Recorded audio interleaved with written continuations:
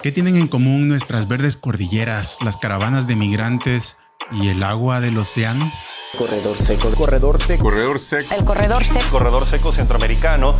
Bueno, hablemos del corredor seco. En las noticias en Centroamérica es muy común escuchar esa expresión, el corredor seco. Por su nombre es bastante fácil distinguir que nos referimos a una región donde no llueve mucho y donde posiblemente hay personas que estén en riesgo de sufrir hambrunas. Pero la problemática del corredor seco es bastante compleja. De hecho, probablemente sea el epicentro de uno de los éxodos más grandes en las próximas décadas debido al cambio climático. Un drama humano que está teniendo y tendrá repercusiones incluso en la nación más poderosa del mundo. Pero vayamos a lo básico. ¿Qué es y dónde está el corredor seco? El corredor seco no conoce de fronteras. Viene desde el sur de México y continúa hasta Panamá. Veamos un mapa topográfico de la región centroamericana.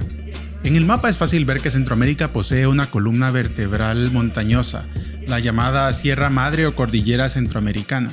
Esta área coincide casi a cabalidad con lo que conocemos como el corredor seco. Según la Organización de las Naciones Unidas para la Agricultura y la Alimentación, FAO, el criterio para que un área de nuestra región sea considerada parte del corredor seco es que la estación seca dure más de 4 meses allí. Esta situación hace que las comunidades en esa área corran un gran riesgo de sufrir hambruna.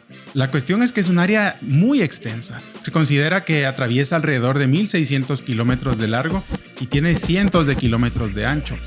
Hasta el 90% de la población de Centroamérica vive en áreas consideradas como parte del corredor seco.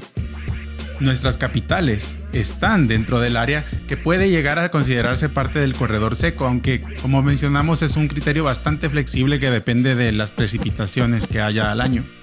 La cuestión es que cuando vemos las imágenes de nuestras verdes cordilleras con sus pueblitos pintorescos arriba, un clima templado, esta imagen choca un tanto con la idea que tenemos de un lugar conocido como el corredor seco, que nos imaginamos como un lugar bastante árido. La cuestión es que las cadenas montañosas funcionan de una manera un tanto particular. En estas áreas surge un fenómeno conocido como efecto Foehn. Básicamente sucede que cuando viene una masa de aire cálido y húmedo y choca con una región montañosa o con una montaña, este aire sube y al llegar arriba se enfría y esa humedad se transforma en lluvia que cae de ese lado de la montaña. Pero a la vez esta situación evita que esa misma humedad llegue al otro lado de la montaña.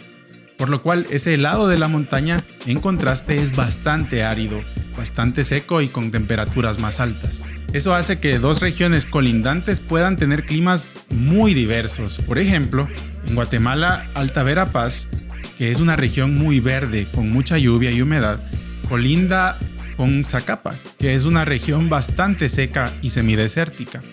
El motivo, la Sierra de las Minas está en medio y el viento del norte, que es el que más afecta en este hemisferio, choca contra ella e impide que esa humedad llegue hacia el otro lado. Fenómenos como este se ven a mayor y menor escala por toda la región montañosa de Centroamérica, y eso hace que aún en áreas montañosas haya partes bastante áridas. Pero este es un fenómeno natural, se da en todo el mundo, y las comunidades han vivido siglos bajo estas circunstancias. Los pobladores de estas regiones saben cuándo deben plantar y cuándo deben cosechar, pues conocen bien los ciclos climatológicos que rigen esas áreas y de esa manera han podido subsistir todo este tiempo. Aquí es donde toca hablar del cambio climático y de un par de palabritas que quizás hayas escuchado también en las noticias.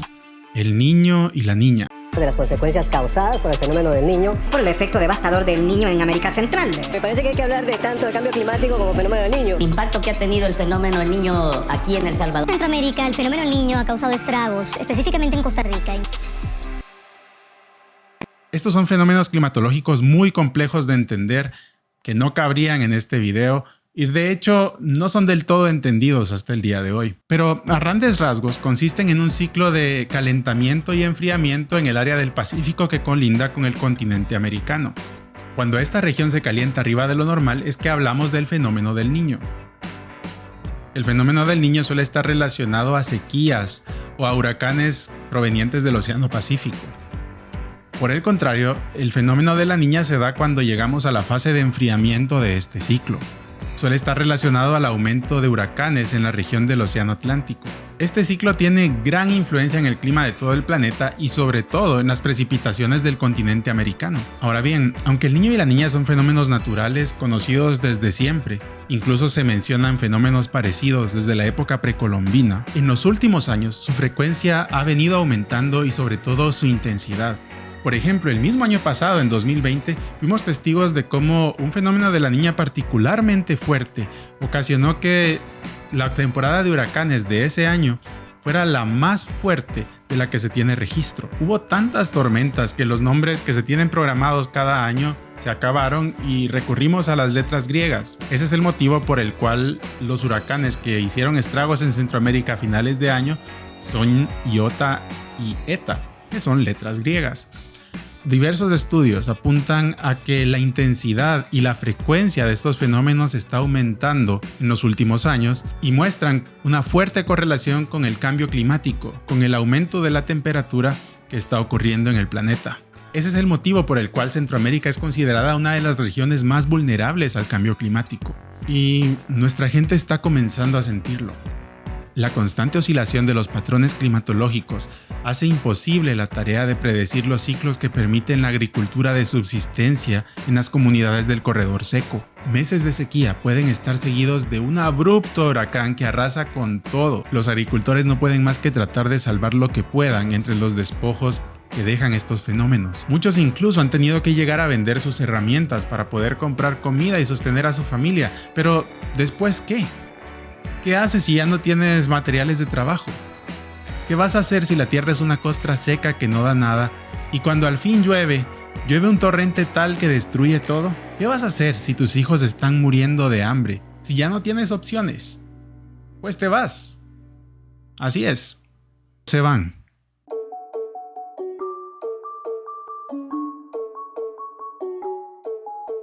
La violencia, la pobreza, la corrupción, la falta de oportunidades, todos estos flagelos azotan constantemente al Triángulo Norte de Centroamérica y han hecho que durante décadas millones de personas hayan migrado en busca de mejores oportunidades, sobre todo a Estados Unidos. Este no es un fenómeno nuevo. Si la economía de nuestros países se ha sostenido a duras penas todos estos años, es gracias a las remesas que los millones de conciudadanos que hemos exportado a Estados Unidos envían. Pero el patrón migratorio está cambiando. Normalmente la migración ilegal hacia Estados Unidos ha sido un proceso bastante discreto. La persona le paga una fuerte cantidad de dinero a un coyote o traficante de personas que a su vez le proporciona un itinerario y los contactos necesarios para que pueda finalmente atravesar la frontera de Estados Unidos. Pero, desde la segunda mitad de la década pasada, surgió un nuevo fenómeno: las caravanas de migrantes. Los hondureños han sido constantemente estigmatizados por ser la gente de las caravanas, pero lo cierto es que miles de guatemaltecos y salvadoreños se les han unido también. Estos grupos de miles de personas se unen para protegerse mutuamente y caminan hacia el norte con el propósito explícito de ingresar ilegalmente a Estados Unidos. Este fenómeno comenzó durante la presidencia de Donald Trump y, como es de esperarse, no le hizo ninguna gracia. Hizo acuerdos para forzar la mano de los gobiernos locales para que se encargaran ellos mismos de detener a las caravanas de migrantes. Esta situación ha dado lugar a los terribles enfrentamientos que hemos visto en las noticias entre las caravanas y las fuerzas de seguridad locales de nuestros países.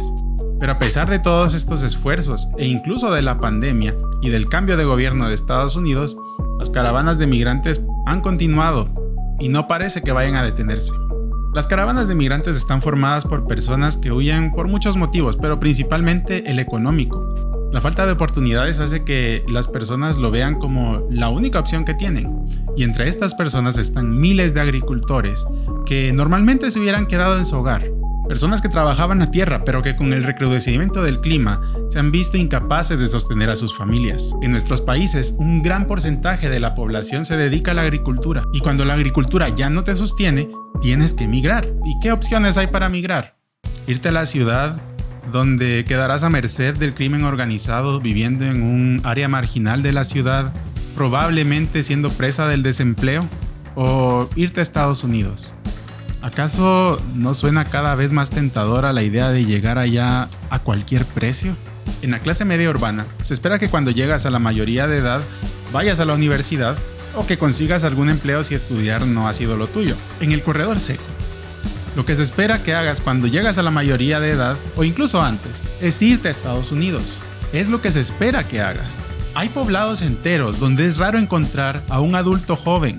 Verás a ancianos y sus pequeños nietos, pero no verás en ninguna parte a los padres o los hermanos mayores. Ellos probablemente están ya en Estados Unidos. Y estos pequeños nietos pronto estarán también en camino al norte, uniéndose a los miles de menores no acompañados que todos los años cruzan la frontera.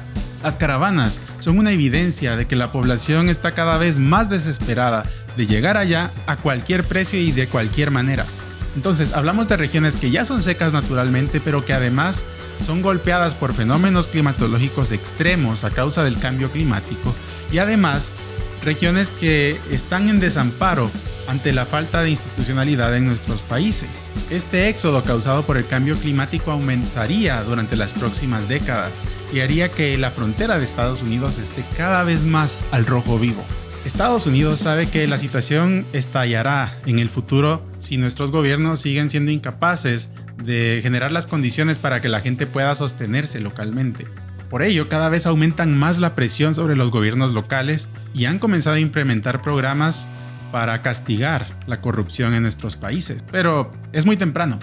Queda mucho para ver si realmente tendrá algún efecto y si realmente impedirá que las caravanas continúen. Es un problema tan complejo que las soluciones seguramente tendrán que ser igual de complejas si es que existe. Mientras tanto, el corredor seco continuará siendo parte muy importante de nuestras noticias y nuestra sociedad seguirá siendo transformada por el drama humano que la envuelve. Es difícil sacar conclusiones de la situación que se vive aquí. Cada uno de los elementos que mencionamos, el cambio climático, el fenómeno del niño, las políticas económicas, la migración de millones de personas, son sistemas tan complejos con millones de variables que es imposible predecir realmente qué sucederá. Solo podemos tratar de extraer algunas tendencias, pero es importante que nos mantengamos informados al respecto.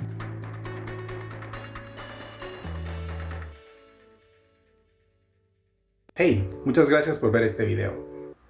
Este tema es bastante interesante desde el punto de vista de las ciencias sociales y he tratado de abordarlo desde esa perspectiva, aún de manera bastante superficial.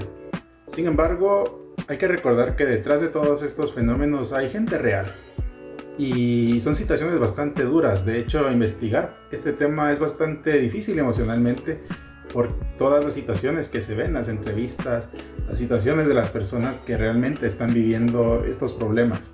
Así que en la descripción dejo links a otros videos en la plataforma donde se abordan estas circunstancias desde una manera bastante más personal, pues vale la pena verlo desde esa perspectiva también. Sin más que decir, me despido de ustedes. Recuerden dejar su opinión en la caja de comentarios. Nos vemos a la próxima. Adiós.